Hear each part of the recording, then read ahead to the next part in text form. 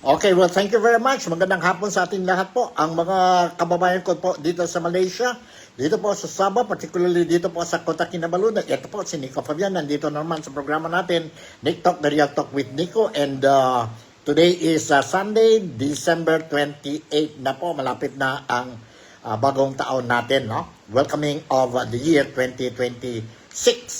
And that is the year of the horse kung sa Chinese calendar tayo po. So, kumusta mga buhay yan ng mga kababayan, kapatid, and kaibigan natin, mga overseas Filipino workers, kung nasan man kayo, I would like to say good morning, good afternoon, and good evening. Salamat pagi, salamat patang, and salamat malam sa inyong lahat. That's how we say in Malay, no? Mga kapatid, kaibigan, kababayan natin po dyan po sa Pilipinas, kumusta kayo? Dito sa Kota Kinabalu City, umuulan po. But anyway, sorry, date tayo ngayon dahil I was waiting for the official signing of the BICAM report kanina po. And it started after, I think, shortly after 4 o'clock. And bago lang po natapos ang official signing of the BICAM report or ang enrolled bill po, no?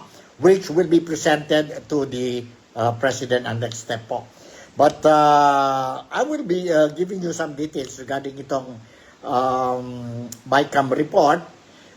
And then we'll be touching a little bit on ang mga issues dyan po sa Pilipinas. Especially ang controversy, ang exchange of words between ang representative, a very neophyte congressman, well-respected and a fighter, no? And a lot of Filipinos really like his style, not only his style, but also his sincerity in trying to protect the interest and welfare of every Filipinos, particularly kagaya natin po mga ordinaryong Filipino who became victims of corruption activities carried out po ang gobyerno natin po. When I say gobyerno, ibig sabihin ang mga politician natin. So when I say politicians natin po, it means may mga involvements na po, no? Reportedly, ang mga pangalan nila po, mga senador, mga congressmen, mga cabinet secretaries, mga undersecretaries, assistant secretaries, government top-ranking officials, especially dyan po sa Department of Public Works and Highways, sa COA, so on and so forth po, no? And of course, huwag natin kalimutan ang mga contractors involved dito po sa corruption anomalous transactions sa mga flood control projects.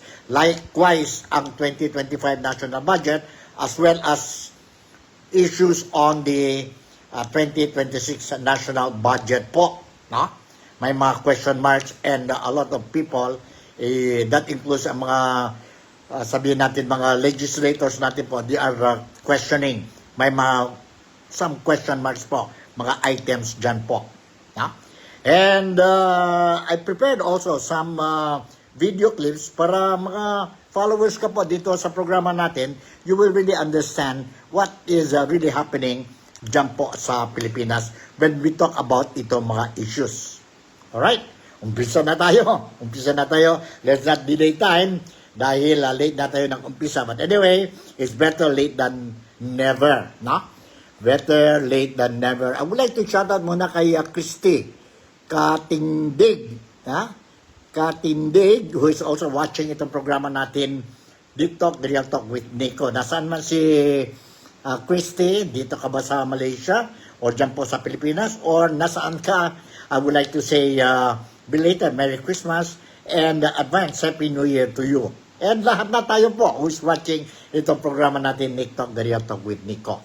Alright, bago lang natapos ang signing ceremony, formally, the formal signing of the, sabihin nating, bicameral conference committee report on the proposed, on the proposed 6.793 trillion pesos for the 2026 national budget po, no?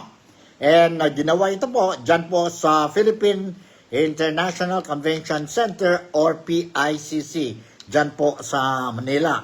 And attended, not all members of the BICAM attended po, no? Especially ang mga Senado. I didn't see the presence of Senator Amy Marcos, and also I didn't see the presence of Senator Bongo, no? Wala po, missing siya. Itong dalawang senador, but nandyan po si Senator Kiko Pangilinan, nandyan po si Senator Ejercito, and nandyan po si Senator Legarda, as well as ang chairman, si Senator Win Gatchalian. On the other side naman sila, ang mga congressmen po, no? House of Representatives, of course, chaired by Congressman Micaela Angela Swansing. I saw sino yan, Congressman Alvarez, nandyan po, no? And the rest, I forgot the name, I'm sorry. But anyway, mayroon tayong mga footages po. And you will be able to see kung sino-sino present ang mga congressmen po. So, ito na, no? Ito na po, na-sign na po ang they affix ang mga signatures nila po, but we don't know kung sino-sino who did not sign, who did not sign sa Senado, sino-sino po did not sign ang 2026 budget, because we were made to understand, even Senator Ping Lacson keep on saying that he will not sign itong national budget po, national budget. Kung sino-sino pa po, we don't know. Let's just wait and see. Kasi whether we like it or not po, maglabas din yung mga pangalan nila. So what's next? After ang signing ng bicameral conference committee report for the proposed 6.793 trillion pesos, what's next po? What's next? Next is itong enrolled bill will be mayroon na ratification po, and that will be tomorrow. Bukas yun po. They will ratify itong enrolled bill. And on the same day, bukas din po, they are going to print it and submit it, or the enrolled bill will be submitted to the executive or to the president or to BBM. BBM. May transmittal to the president itong mga document po. And expected si President Ferdinand Bongbong Marcos, after thorough scrutiny, study po whether he will veto some of the items or not, but he's expected to sign it as a bill, to make it a law by maybe first week of January. By first week of January. And we will see po whether pasado na talaga ito, and or we are going to have a reenactment budget po, January or February. We'll see po.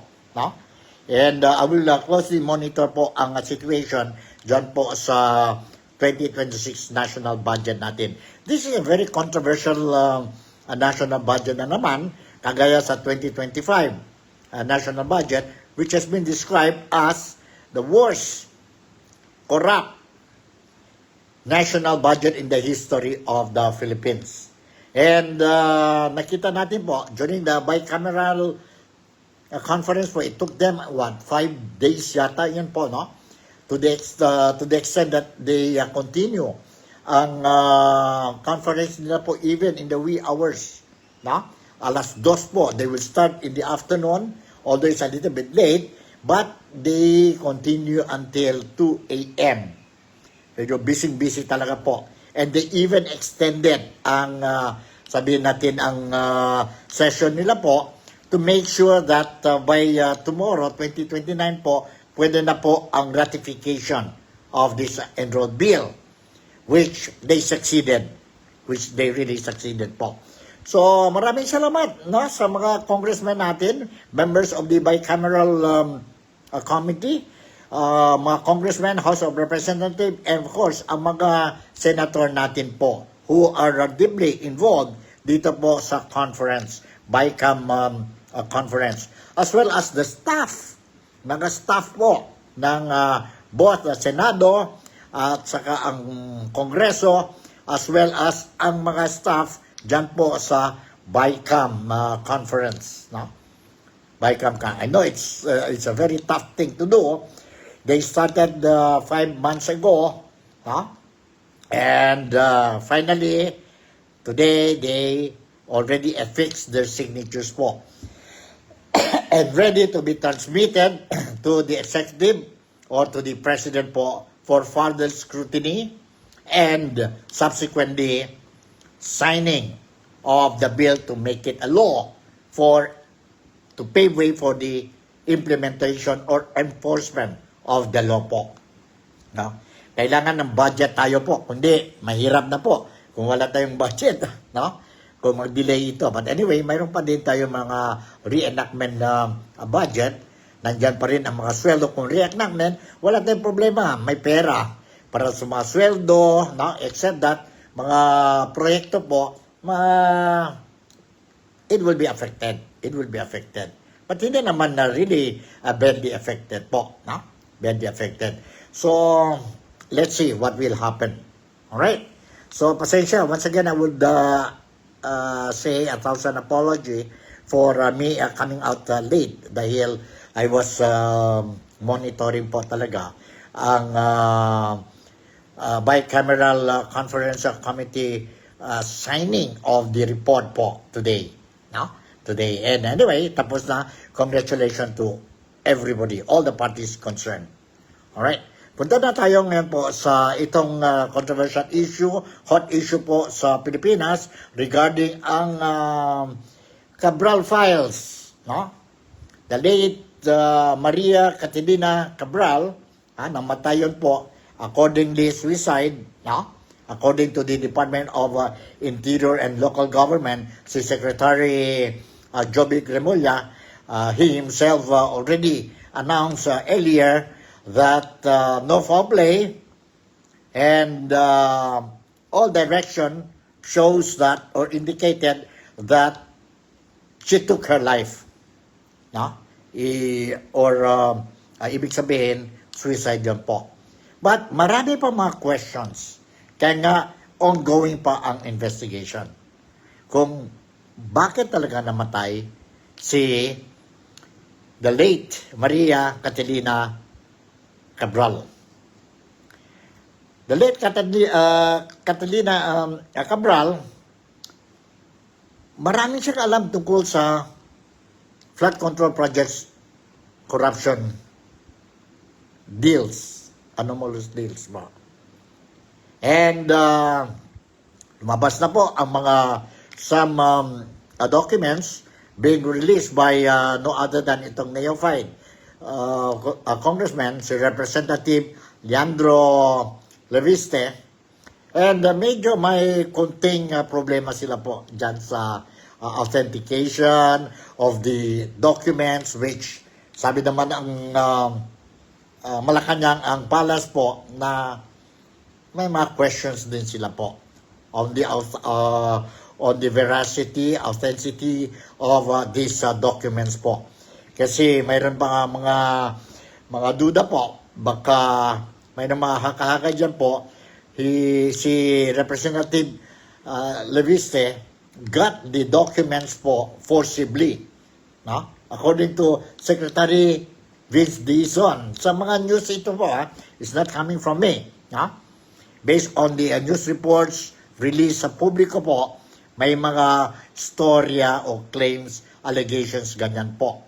So dahil dyan po, nakita natin po, medyo magulo ang Malacanang, especially ang Undersecretary, si Claire Castro, contradicting ang mga statement made by Representative Leandro Leviste. Sino ba ito si Representative Leandro Leviste? He is a billionaire. He's a billionaire. And he's the son of Senator Legarda. No? Legarda po. So, malaking issue ito ngayon po. And let's see. Let's see po. Meron tayong dito mga video clips and kayo na bahala po to make your own opinion or assessment or whatever po. Nandito lang ako po to share with you what I know. Not only in words but also I will share with you ang mga video clips. Okay, to start with po, no? To start with, let me share with you. Let me share with you itong video clip po. Video clip. Si interview ito ni Yusek Castro, Claire Castro po. Diyan po sa, ano ba yung programa? TV program yan po, no? Sa Manila. Kanino ba yun, ha? Anyway, nandyan na po sa video clip. Nakalimutan ko na po. No, so, watch and listen itong mga issues that question raised to Yusek Claire Castro and how she replied or reacted or answered ang mga questions po. To start with, nandito po ang video clip. Nandito po ang video clip, but before I'll give you the video clip po, let it be official po, no? Let it be official yon na signing ceremony ng BICAM conference report po, no? Kanina. Let me share with you first isang video clip dyan po sa PICC. Nandito po. Let's watch and listen to this.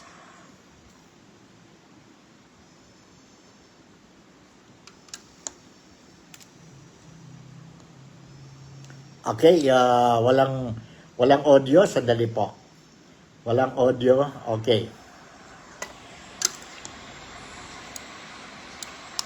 Mr. Chair, given that the BICAM conferees present here today have already affixed their signatures, on behalf of the House of Representatives panel, we wish to express our appreciation to our colleagues in the Senate for their constructive engagement and cooperation throughout the conference committee deliberations. Maraming salamat, Madam Chairperson. On behalf of the Senate panel, we would like to extend our gratitude to our colleagues in the House of Representatives for their collaboration and dedication during the conference committee deliberations. Maraming salamat. Happy New Year sa inyong lahat. Happy New Year sa ating mga kasamahan. Diyan po ang dalawang chairperson, no? Sa Congress at saka sa Senado. And yes, you see ang mga mag-picture-picture pa sila, selfie sila po, and they thank each other for a job well done po, no? Ito mga senador at saka mga congressmen, members of the bicameral committee po. It took them 5 months, no? To make sure that itong 2026 national budget natin po will be a people's budget, no? A people's budget po. So, sana lang po, no? We will see what will happen. Kung mayroon pa ba mag-veto ang presidente sa some of the items there, which is questionable and controversial po. But let's wait and see ang decision ng presidente po. Ng presidente. So, this is the video clip that you're watching now. What transpired kanina po after 4 o'clock. Nag-start po ang bicameral conference. Bicameral conference. So, yun po. So now let's go to the interview ni Undersecretary Claire Castro. Secretary Claire Castro po. Nandito ang interview sa TV show ng GMA. Today yun po. Today. Alright, nandito po. Let's watch and listen. Maraming salamat po sa pagpapaunak sa panayam na ito, Yusek, at may istorbo namin ang inyong aktibidad ngayong linggong ito. Meron lang kasi mga development na mukhang kinakailangan din namin makuha ang inyong panig dahil parang hindi ko alam kung sino ang maaaring isipin natin na nagsisinungaling ukol sa Cabral Files. Pero ayon kay Secretary Dizon, parang kinuha, lumalabas parang kinuha ng walang pahintulot yung laman ng computer man yan o kung ano man yun sa tanggapan ni Yusek Cabral. Ito ba'y sa tingin nyo dapat itong maimbisigan anong kwento, totoong kwento itong pangyayari po dito sa pagkuha ng Cabral Files, pati sa versyon naman po ni Secretary Dizon? Yes, sa akin palagay, no? Sa akin palagay. Kasi kay Secretary Vince Dizon nagmula ang mga salita na ito. At kung paano nga ba nakuha, yung kasi yung importante dito, no, Orly, no? Paano nga ba nakuha ang anumang files mula sa staff? Kasi maliwanag parang nadinig ko sa balita, mula sa staff. Kinuha sa staff, tapos nilagay sa tinransfer sa USB. Hindi pa kasi namin nakakausap si Secretary Dizon sa pinakadetalye nito. Pero ang dating sa akin, sa karamihan sa nakapakinig sa kanya sa balita tungkol dyan, parang pinilit kunin. Parang yun ang dating. Parang ganun yung dating. At lumalabas kung sa staff nanggaling, mukhang hindi galing kay Yusek Cabral. Kasi sa staff computer, no, ang nadinig ko sa balita, galing sa computer o nanghiram ng computer ng staff at parang ginamit pa yung USB or doon sinali yung transfer. So, mukhang hindi galing kay Yusek Cabral yung dokumento. So, kung ganun man yung nangyari at na-transfer ito, ano-anong files yung na-transfer, ano-anong files ang ma-authenticate. At ang sabi naman kasi ni Sec Vince, maliwanag naman hindi niya na pa nakikita yung document na sinasabi ni Congressman Leviste. So kung di pa niya nakikita, paano ma-authenticate? Iyon. Hindi naman sinasabi ni Sec Vince na totoo yan, hindi totoo yan. Pero paano niya mapapatutuhan ito kung siya mismo ay hindi pa niya nakikita yung document na sinasabi ni Congressman Leviste. At meron tayo kasing nadinig na sinabi din before ni Congressman Leviste na parang through a phone call ay umayo na magbigay. Yun yung sabi niya ay mga una niyang sinabi, mga kwento, una niyang kwento. Na through phone call, sinabi ni Sec Vince na sige, bigyan mo because of transparency, bigyan mo ng kopya, bigyan mo ng dokumento, something to that effect. So kung phone lang, through phone lang inutos. So, paano malalaman nga naman ni Sec Vince yung papel na kinuha niya o nakuha niya kung di pa ito nakikita? Kasi through phone call lang So, mahirapan talaga mag-authenticate si Sec Vince. Anyway, naging moot na rin yan dahil ayon kay Secretary Dizon, hindi niya sinabing totoo. Wala niya sinasabing totoo yung files na yun. Nakakalungkot lang sa ilang mga nagmamasid. Lalo na yung talagang galit na galit pa rin sa insidenteng ito ng nakawan ng parang may naririnig tayo ng ganito na sa kabila ng ating paghahangad ng katotohanan, may mga kasinungalingan tayong naririnig. In a way, yes. At gusto ko na rin na banggitin ako yung sinabi ni Senator Marcoleta sa isang interview niya sa isang programa. Na sinabi rin niya naman na kung totoo ito, makakatulong naman Pero kung hindi pa rin sasalita, yung ahensya na siya dapat na nag-aayos nito, it will just be considered as speculation at chismis at maaaring makagulo pa.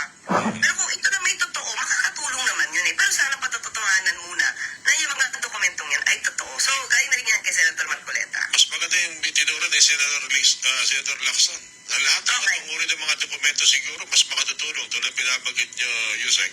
Makatutulong talaga ito. Kaya yung tulad ng ginawa niya, over niya sa ICI or sa Ombudsman. Salip na maging usap-usapan pa na kung ano-ano, talo lang nagiging kontrobersyal. Yes, opo. Totoo yan. Kasi sabi nga ni Sec Vince, lahat ng mga dokumento, files, everything na mula kay Yusek Cabral, over na. Kasi para malaman kung ano ba talaga yung mga totoong documents na pagsisimula ng pag-iimbestiga. May narinig kasi akong komento ng isang abogado, hindi ko na lang matandaan yung buong pangalan niya, na sa ganitong pagkakataon, alam natin na maraming emosyon ang nagahari. Huwag natin kalimutan ng pagsunod sa proseso, pagsunod sa batas. Lalo-lalo na yung pagtukoy sa mga dokumento na tawag doon na Yusek, abogado kaya, fruit of a poisonous tree. Lalo-lalo na nakuha sa hindi magandang paraan na legally speaking, walang silbihan. Yes, totoo yan, ha? Kasi kapag ka ginamit mo ang illegal na pamamarang pagkuha niyan, mawalan talaga siya ng probative value. Wala. Walang saysay. So, mas maganda talaga na illegal. Alam mo, lahat naman tayo gusto ng katotohanan dito eh. At kung katotohanan lang din naman ang gusto natin, agad-agad mo nang ipakita. Di ba? Huwag na natin parang patumpik-tumpik, magpapadelay-delay ka na ipapakita to. Eh, sabi nga ng tao, sabi nga din nila, lahat ng tao naiinip na para malaman kung sino mga proponents ito. So why not reveal it? Why not release it? Kung talagang merong magandang dokumento, dapat ipakita. Para yung iba magpapatiktok pa kasi ewan ko ba naman ano yung mga nangyayari ngayon. Parang kailangan lahat i-trending muna. Sa anyway, Alright, yun po ang statement made by Undersecretary Claire Castro po, no? Itong issue. Para sa akin lang, I don't know, correct me if I'm wrong, para sa akin lang po, isa, she is the spokesperson sa Malacanang po. And she has the access, no? Pagdating itong mga issue, for the sake of the listening public, no? May access siya, si Claire Castro, no? She could have called si Dizon, Secretary Dizon, and ask, ano ba talaga ito? No? Ano ba talaga ito? What is the truth on this thing, on this matter po? No? Dapat may access siya eh. No? Pwede siya magawa yun po. Rather than come out with this kind of interview, and then, parang, for me, much of me is covering up something. I don't know, I hope I'm wrong. No? Pwede naman. And the other thing is that, nasaan na po si Secretary Dizon? Vince Dizon po. Nasaan na siya ngayon po? This is a very big issue which ang publiko is very concerned and we want to know the truth as what Undersecretary Claire Castro is saying. No? Everybody wants to know the truth. Kung sino talaga mga proponents, kung sino, kung authenticated ba ito or ano. Sana po, the person must come out also immediately after si Leviste came out with the documents, no? Dapat po, si Secretary Vince Dizon, masking nasaan man siya ngayon, holiday ba siya sa abroad, ha?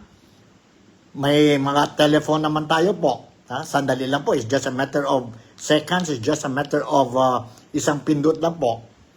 Then, he could have come out and say, no? Rather than he kept quiet hanggang ngayon po. But whether we like it or not, the truth will come out. We will see po who is telling the truth po. But based on the way Filipinos are thinking now po, karamihan ng mga Filipinos are not protecting si Leviste, no? But karamihan ng mga Filipinos believe kay Leviste rather than dyan po sa kabila. Dyan po sa kabila. Why? Because, go back to the previous events po, wala na. People don't trust anymore. People don't trust anymore ang mga tao sa gobyerno. No? In so many ways. Yun lang po. They say, before Christmas, walang Merry Christmas sa mga tao involved ito po sa flood control projects. Makulong sila po before Christmas. They will not have a Merry Christmas po. Pero nasaan po ang mga promesa nila? Now is December 28 na po. Nasaan ang problema, ang mga promesa nila? Wala po. And lumabas na naman kahapon, sabi naman sa social media nakita natin po, no? I don't know if this is authentic, true or not po, but nakita natin sa social media, and ang gobyerno natin is saying na marami pa makulong sa bagong taon, coming New Year po. So people don't believe anymore. So to cut the story short po, dapat si Dizon must now come out. Kasi lumabas na po ang mga dokumento na kuha ni Representative Leviste. He even gave a copy to the ICI. And even nag-promise sa kanya si Secretary Vince Dizon po na siya daw mismo po will be putting out itong lista po. But bakit hanggang ngayon si Secretary Vince Dizon, saan siya? Missing siya po. Zip, serado ang mouth niya po. Why? Sana lang po he will come out and say ano talaga nangyari po. May mga allegation na siya po, so dapat he has to come out. Pero malaman na. No? If you are going to delay these things po, mas lalo lang magalit ng mga Filipinos. Mas lalo na po. So sana lang po, this will not be delayed. No? And sa mga viewers ko ngayon po, don't worry, I'm going to share with you po. Kayo na bahala to decide.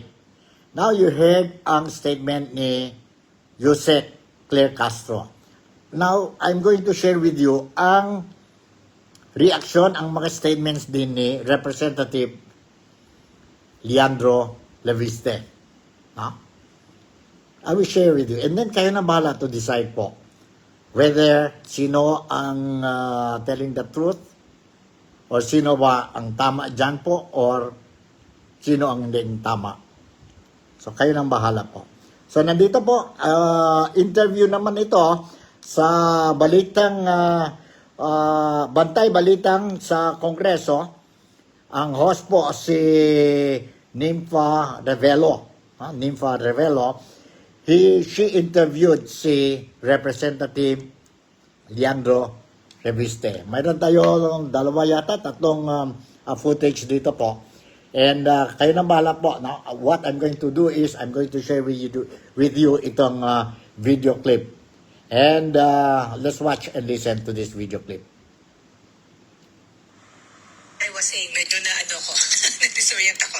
So, mga kapuso, tawag dito, so merong mga ganong sagutan, sabi mo naman ni Senator Ping Lacson, eto, dun sa Cabral files, so, sige, malaman natin mamaya kay Congressman Leviste, saan niya nakuha yung allegedly Cabral files? Si Senator Panfilo Lacson po, chairman po ng Senate Blue Ribbon Committee, nabigyan siya nung Cabral files nang galing mismo kay Jose Cabral, sabi ho niya, nag-reach out sa kanya, mismo si Cabral nung pong sumabog na itong mga isyong ito at nabigyan siya ng mga files at kung ano mang naibigay sa kanya ng mga information kasi daw parang napansin niya noon na gustong mag-cooperate pero merong pag-aalanganin na hindi maipaliwanag. Ganyan yung mga natanggap niya mga documents, ipinasa na niya sa ICI, sa Office of the Ombudsman at Department of Justice sa pagkakaalam ko. Ngayon, dun sa cabinet members na sinasabi na mayroon din daw mga budget insertion. Yun yung sabi ng Malacanang ni Undersecretary Claire Castro na magre-react lang sila doon sa mga authenticated na document. Dapat daw patunayan, magpakita ng patunay si Congressman Leviste na authentic o may basihan yung kanyang mga allegation. Yung sinabi na yun ng Congressman Leviste, kahit pa paano, supported nung sinabi ni Senator Lacson. Sabi ni Senator Lacson, merong 5 na mga cabinet members based dun sa Cabral files na meron pong budget insertions. Yung isa may initials na ES. Yung ES could mean Executive Secretary. Hindi matutumbok. Mag-iisip tayo ES. Sino bang ES na nadawit dito? Si dating Executive Secretary Lucas Bersamin. Alangan na si ES, yung Executive Secretary ngayon, Ralph Recto, dahil kaka-appoint lang sa kanya, wala pang isang buwan dito si Executive Secretary Ralph Recto. So ngayon, misteryo, sino yung ES? Ay unfair naman ho, nahusgahan ka agad na Bersamin yun. Pwedeng Epifanio Santos, di ba? Pwedeng ibang para sa kung anumang code yun. So, anyway, ang sabi ho ni Senator Lacson, maaaring maging bahagi ito ng investigasyon ng Senate Blue Ribbon Committee. Pwede silang mag-konfrontasyon ba o magkaliwanagan sa pagdinig ng Senado o kung tingnan natin kung ipupurso din ho ito ng Office of the Ombudsman kung naibigay na sa kanila ni Senator Lacson kung ano man yung pong mga information na kanyang nakalap. Ngayon mga kapuso, ito na. Nasa atin na pong linya. Alright, yan po ang teaser. Teaser ba yun? Ni Nympha, no?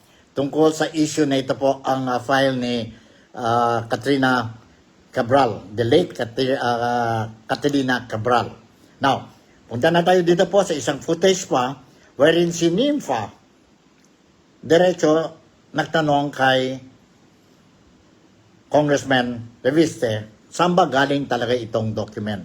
Did you personally receive the documents or nakuha mo lang yon sa computer ng staff ni the late Cabral? Nandito po, let's watch and listen to this po. No? Let's watch and listen to this. But the bottom line po, no? Dapat si Secretary Vince Dizon po will come out. No? Will come out po. Importante na importante yun po. Why is he hiding? I'm sorry to say, hiding, no? But why I say that hiding? Because hanggang ngayon po, wala talaga po. Remember, si Secretary Vince Dizon po, from the very beginning, itong he played a role dito po sa flood control project anomalous deals when he became from transport minister. He was transferred to the Department of Public Works and Highways with an instruction to clean itong departamento po. And he was so vocal almost every day. We can see him. Nasa media po, nasa radio, nasa TV, nasa social media. But itong issue po, bigla na wala lang. Parang bula na wala. Bakit po? So, Secretary Dizon, I think you have to do some explanation po. No? Ano talaga ang rason? And to clear itong allegations ba yun? You call it allegations? Ang mga documents, mga lista nag-release si Congressman Leviste. Congressman Leviste. Let's watch and listen to this video clip po. Yan ang tanong ni Nympha kung saan galing talaga ang mga dokumento. Let's watch and listen to this. Sa inyong mga inilabas po sa inyong Facebook account, Congressman, meron po kayong tinukoy na Cabral files and DPWH files. Unang tanong, saan nga ho ba talaga nanggaling yun? Una, yung Cabral files, personally handled to you? O paano po ninyo na-access yung allegedly Cabral files o dokumentong galing daw po kay dating Yuse Cabral? Sinabi nga po ni Secretary Vince na nakuha ko nga yung files na ito noong September 4 at ang pagbigay sa akin ay with the approval ni Sec Vince dahil tumawag siya kay Yuse Cabral na pwedeng ibigay ito sa akin in the interest of transparency. Matapos pa ang September 4, meron din kami mga communications with Sec Vince.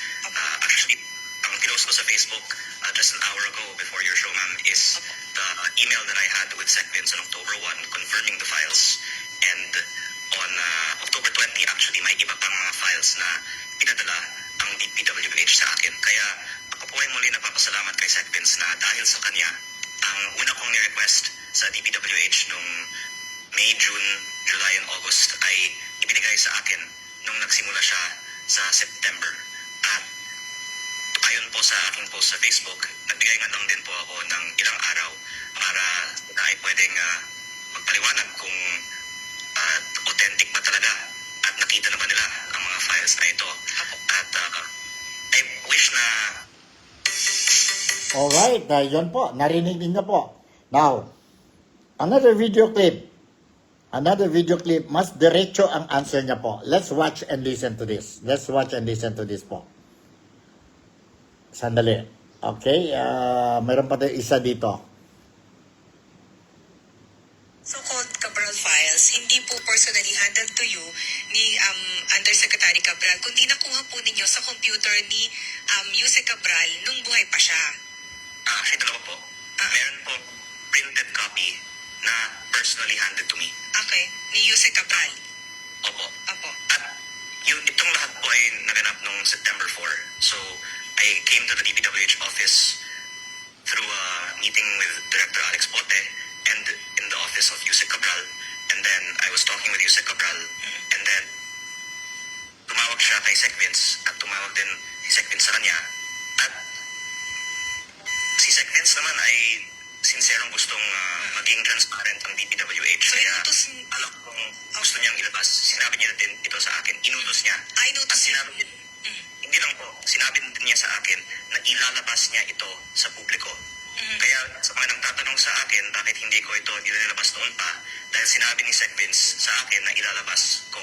At ngayon, nakikita ninyo sa Facebook, October 1, nag-email ako sa kanya kung maaari po ba itong ilabas. Yan po.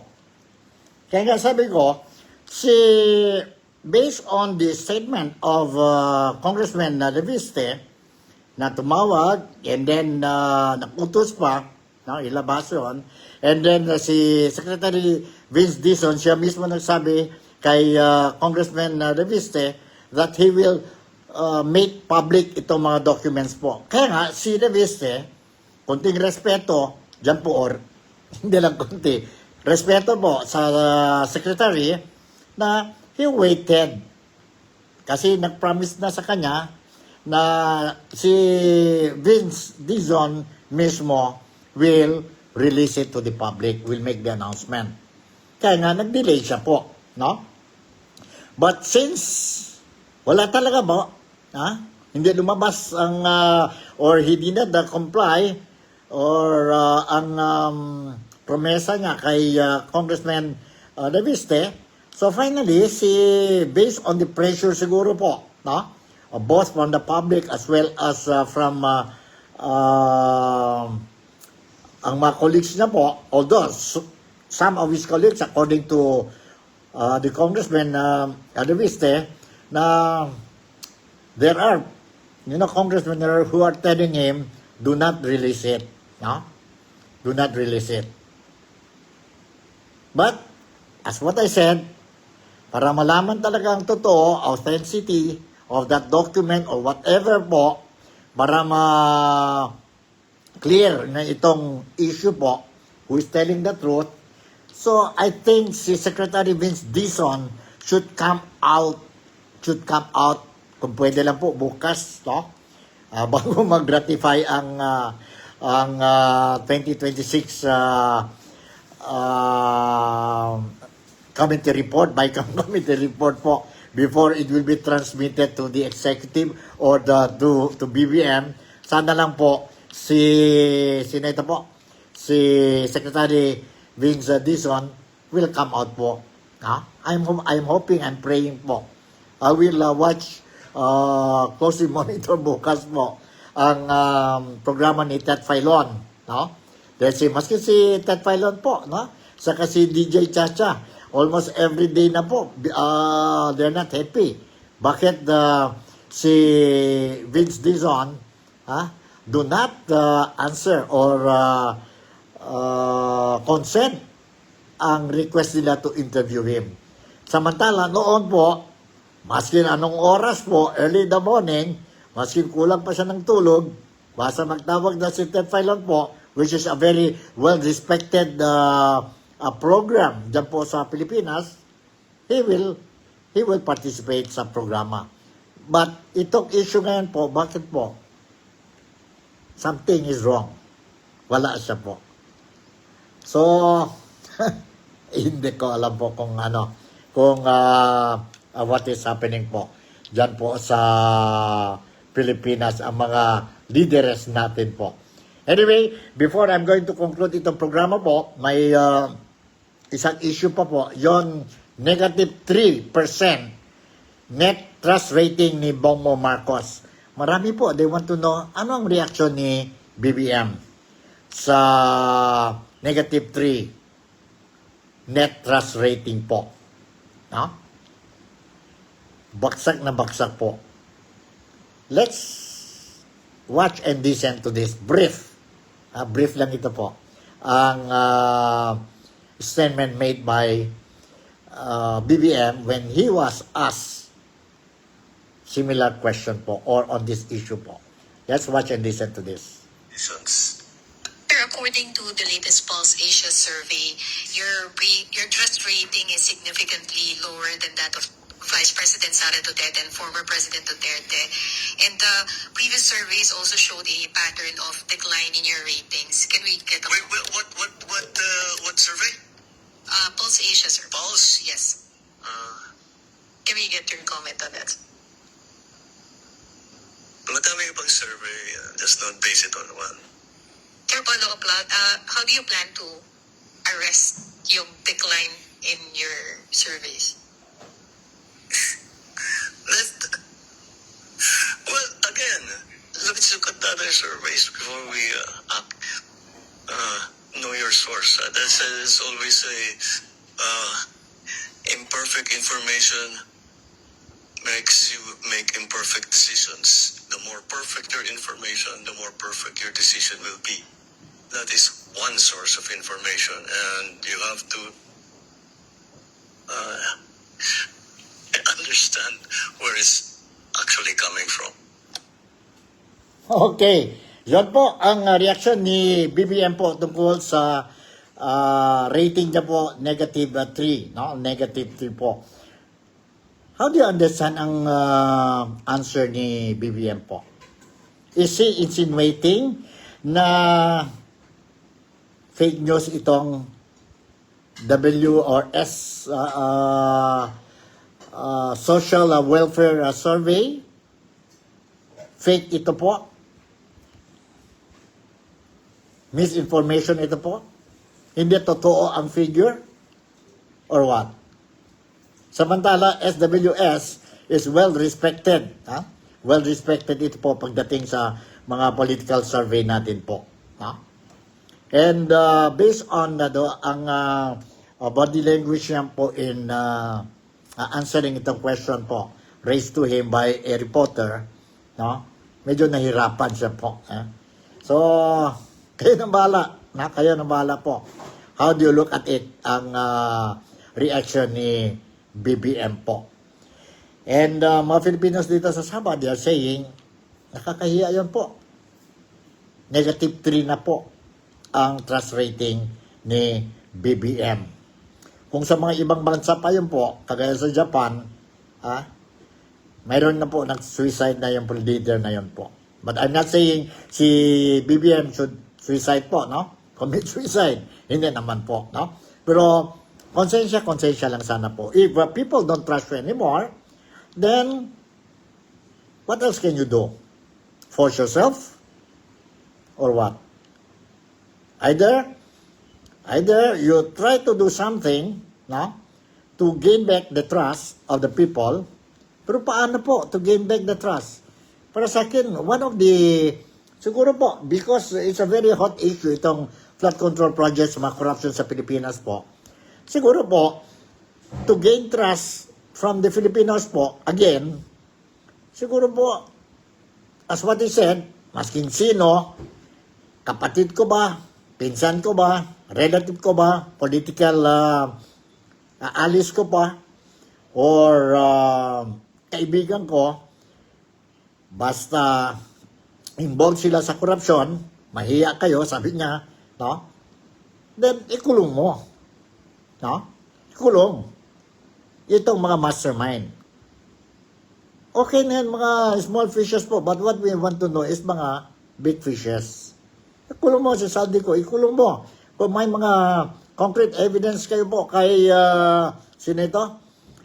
Former House Speaker, si Martin Romualdez, forget about him being your cousin.